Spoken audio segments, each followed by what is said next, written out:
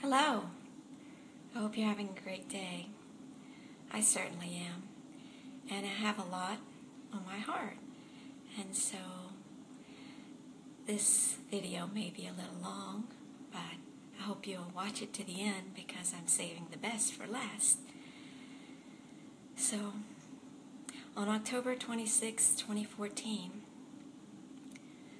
I experienced a very powerful awakening upon hearing about the sudden death of my son Corey, which thrust me into a profound experience with fear and love. And that's what I want to talk to you about today. 5 days after Corey died, he appeared to me in a dream, and he had a big snake coiled around his arm. And he was holding the head, and the snake's fangs were bared. And I asked Corey, "Is it poisonous?" And he said, "No." And then he put the snake right in my face, and I screamed, "No, Corey!" And I woke up. And I knew exactly what he was telling me. He was telling me, "I need you to face your fears, Mom, because you have a big job ahead of you, and it's going to require a lot of courage."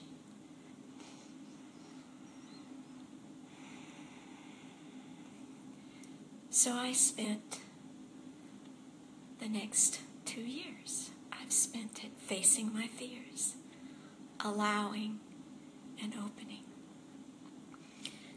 The first year, I responded to grief by going outward and loving people. I traveled a lot, I wrote a lot, published 6 books. I produced a traveling photography and video exhibition project called Do You See What I See?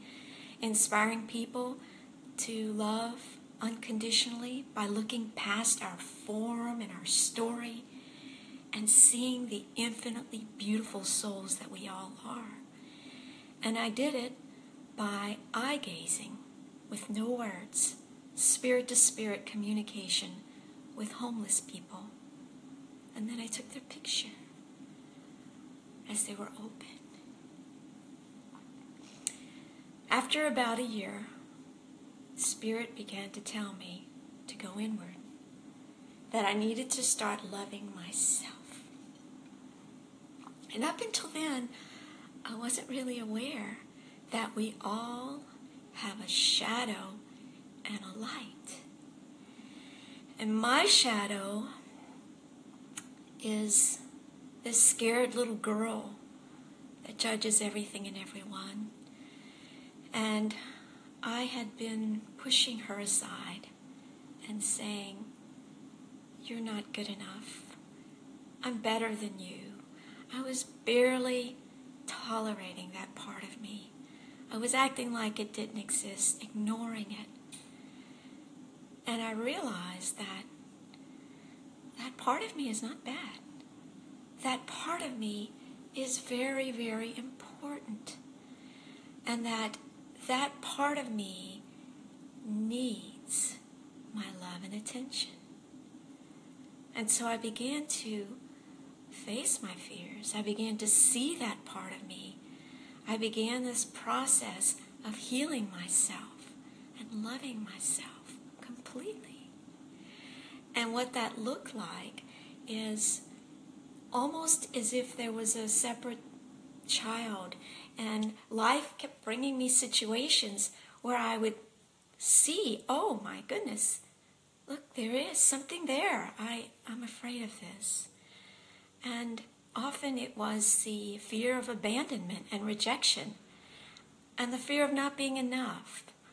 And so I would sit with that fear, that little girl that just judges everything and everyone, and I would listen to her, and I would let her feel, and I would let her have her say.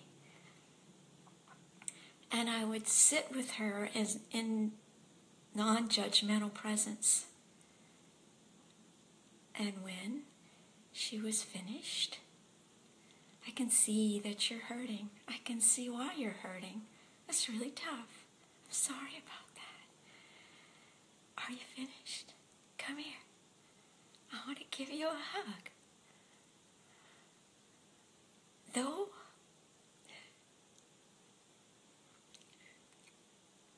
Though you feel alone, you're connected to everything and everyone.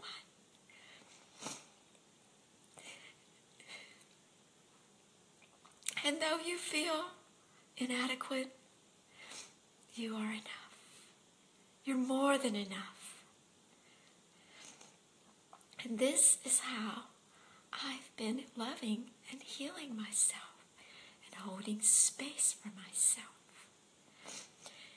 Meanwhile, when I do it for me, I'm doing it for you and for everyone, because this is how it works. And so I notice that people start coming into my life, and I start holding space for them and sharing presence and loving and being loved and facing my fears along with others. And this beautiful healing process has begun. So I've spent a lot of time traveling and connecting with people that I resonate with, building my tribe. And just recently, I was spending time with a new friend. And I felt led at the end of our visit to share with her 2 dreams. One that Corey had and one that I had.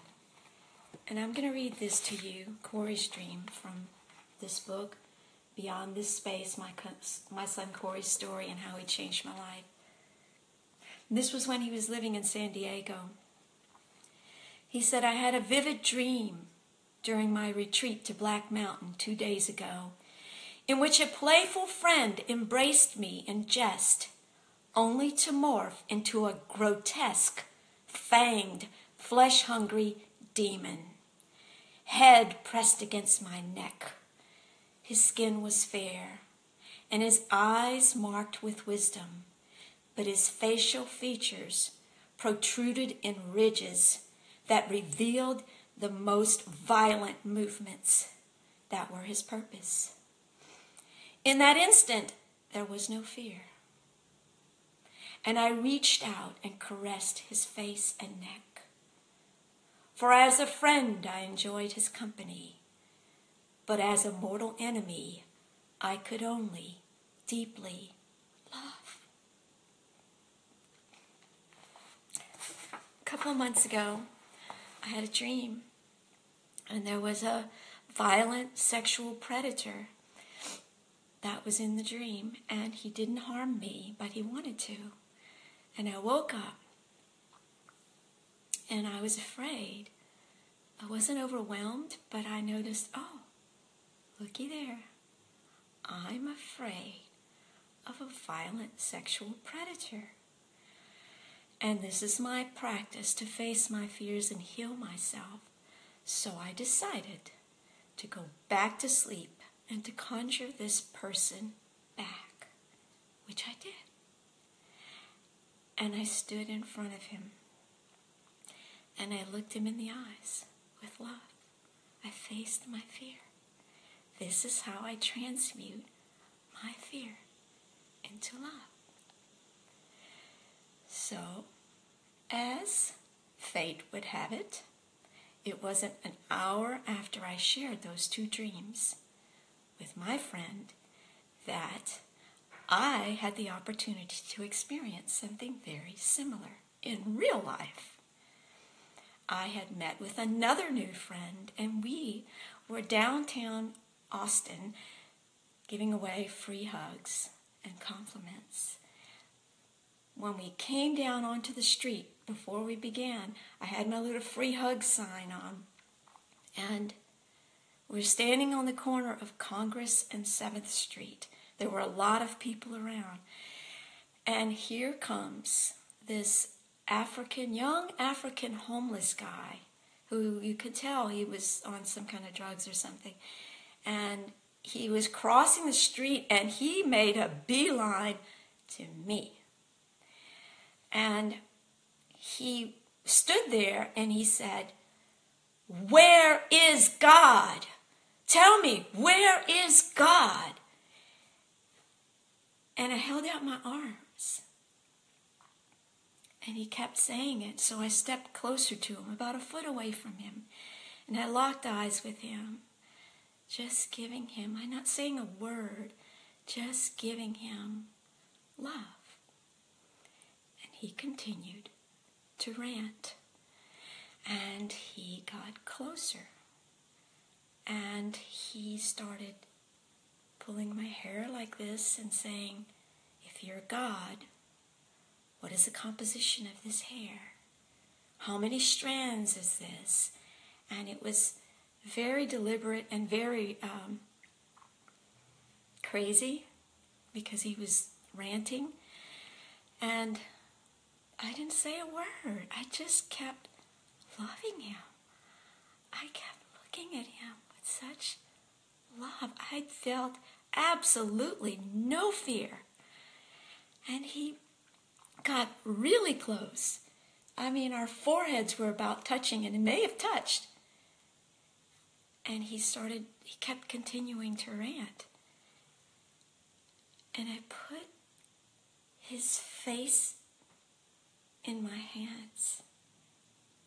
And I said, "You are loved. You are loved." And he started crying. He was still ranting, but tears were streaming down his face. And he backed up, and he kept ranting, and I put my hand on his heart, and I said, "It's okay. It's okay. You're loved." Tears streaming down his face, he circled around me, got farther away, and then he ambled off. The whole time my friend Ed's standing right next to me, and he looked at me and he said, "Are you okay?" And I said, "Yes, I am." That person just needed love and attention, and he knew exactly where to get it. This is the power of transmuting fear into love. This is the journey that I'm on. And I know that if I don't do this for myself, I cannot do it for anyone else. And I realize that it is my due diligence. It is my responsibility to love and heal myself. This is why I came here. This is how I'm changing the world. This is my responsibility. So, I leave you with that thought.